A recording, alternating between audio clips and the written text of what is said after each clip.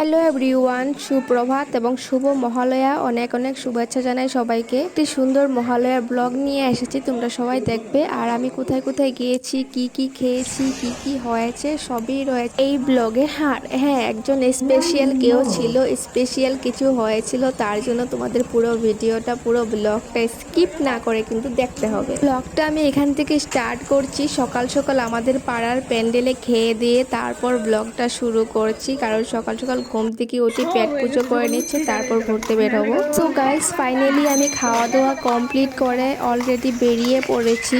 Hello guys, আমরা সকাল সকাল বেরিয়ে পড়েছি, মহালয়াতে ঘুরতে বেরিয়ে পড়েছি। অনেক আগে আপনার দেরি হয়ে গেছে। তো আমরা বেরিয়ে পড়েছি, আর আমাদের রাস্তার অবস্থা একদমই ভালো না, একদমই ভালো না, একদমই ভালো না। এই কাদা কাদা প্যাক। আর আমাদের এখানে পুরি খাওয়াচ্ছিল, তো দেখাচ্ছিলাম তোমাদেরকে, দেখিয়েছিলাম। সামনে দিয়ে অনেক মানুষ আসছে, আমাদের গলি দিয়ে অনেক মানুষ ঢুকছে, অনেক মানুষ ঢুকছে। তোমরাও যদি আসতে চাও তাহলে আসতে পারো।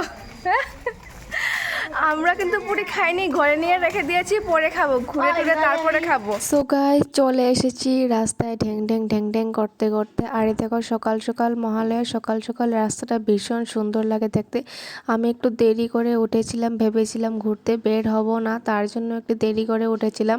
এখন প্রায় বাজে 6টার মতো বাজে, আর এখানে দেখো রাস্তা ভিড় হয়ে গেছে। মহালয়াতে ঘোরার জন্য সবসময় সকালে উঠতে হয়, আর আমি কোনো দিনই সকালে উঠতে পারি না। যখনই ভাবি আমি সকালে উঠবো, তখনই দেরি হয়ে যায়। মানে যখনই সকালটা হয় আর কি, তখন মানে এত ঘুম পাই কি আর বলবো। আমি সবসময় 4টা 5টার সময় অ্যালার্ম দিয়ে রাখি, প্রত্যেক বছরই 4টা 5টার সময় অ্যালার্ম দিয়ে রাখি। যখনই অ্যালার্মটা বাজে তখনই আবার ক্লিক করে বন্ধ করে দিই। তো জানোই, সব থেকে মজার ঘুমটা হয় ভোরবেলায়। ভোরবেলায় যখনই কেউ ডাক দেয় বা মোবাইলে অ্যালার্ম বাজে, তখন মানে কি আর বলবো, এত রাগ উঠে যায়।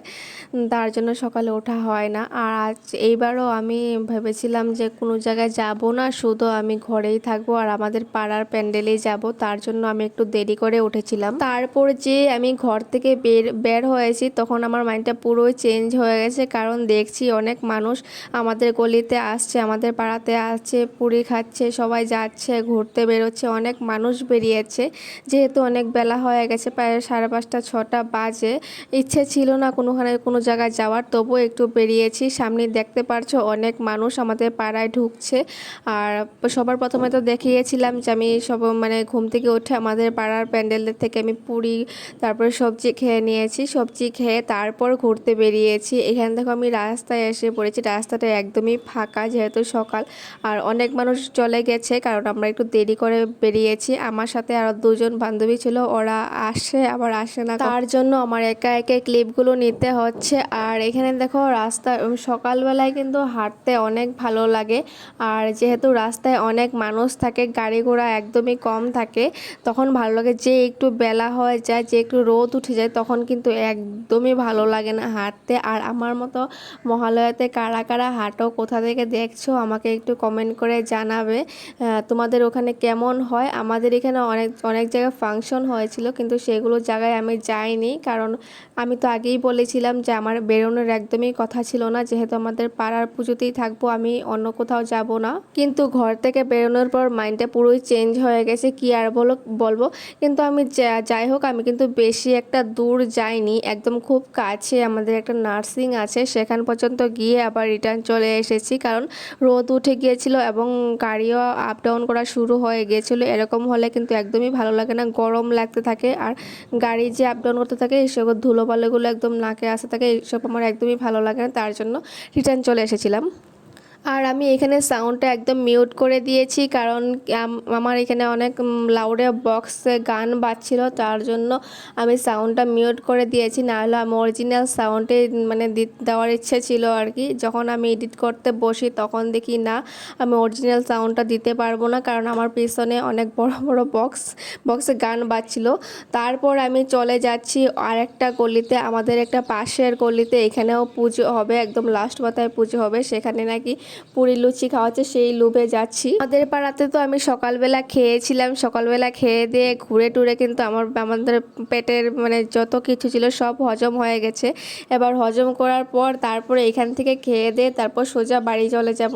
এখানে তো কৃষ্ণনগর পথ, আরও কি লেখা আছে আমি ঠিকঠাক দেখতে পারছি না, শুধু কৃষ্ণনগর শারদীয় দুর্গাপূজা উদযাপন, কৃষ্ণনগর সার্বজনীন দুর্গাপূজা আর কি। আমাদের গলিতে যত বছর ধরে পূজা হচ্ছে, এই গলিতে তত বছর ধরে পূজা হচ্ছে। আমাদের গলিতে প্রায় 3 বছর ধরে পূজা হচ্ছে, এই গলিতেও প্রায় 3 বছর ধরেই পূজা হচ্ছে। এই গলিতে আমি মহালয়াতে প্রথম এসেছি, আমি এমনিতে আসি না এই গলিতে, রাস্তা দিয়ে আপ ডাউন করবে, আমাদের গলিতে থাকি। এই গলিতে এবার প্রথম এসেছি, এসে দেখি এখানে সবাইকে পুরি লুচি খাওয়াচ্ছে, তো আমিও খেয়ে নেবো একটুখানি, যেহেতু এসেই পড়েছি।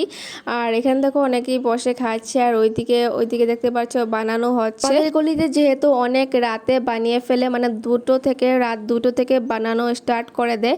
আর এইদিকে যেহেতু একটু দেরি করে বানাচ্ছে, তার জন্য একদম পুরিগুলো লুচিগুলো মানে গরম গরম ছিল, তার জন্য একটু ভালো লেগেছে। আর এখানে দেখো লাইন ধরে দাঁড়িয়ে আছি, প্লেট নিয়ে লাইন ধরে দাঁড়িয়ে আছি, দেবে তারপর খাবো। দেখো প্লেট নিয়ে নিয়েছি, ভালো হয়েছে। দাঁড়িয়ে আছি লাইনে, দেবে তারপর খাবো। এখানে দেখো পাতে পড়ে গেছে পড়ে নিয়ে এখনো পড়বে। এখানে ছিল লুচি ছিল, তারপর ছিল বুটের ডাল, তারপর কি দেবে, হ্যাঁ পায়েস ছিল, আর হ্যাঁ এই 3টেই ছিল, আর কিছু ছিল না। আর আমাদের এখানে ছিল লুচি, সয়াবিনের সবজি বুটের ডাল দিয়ে, আর এখানে লুচি বুটের ডাল আর পায়েস ছিল।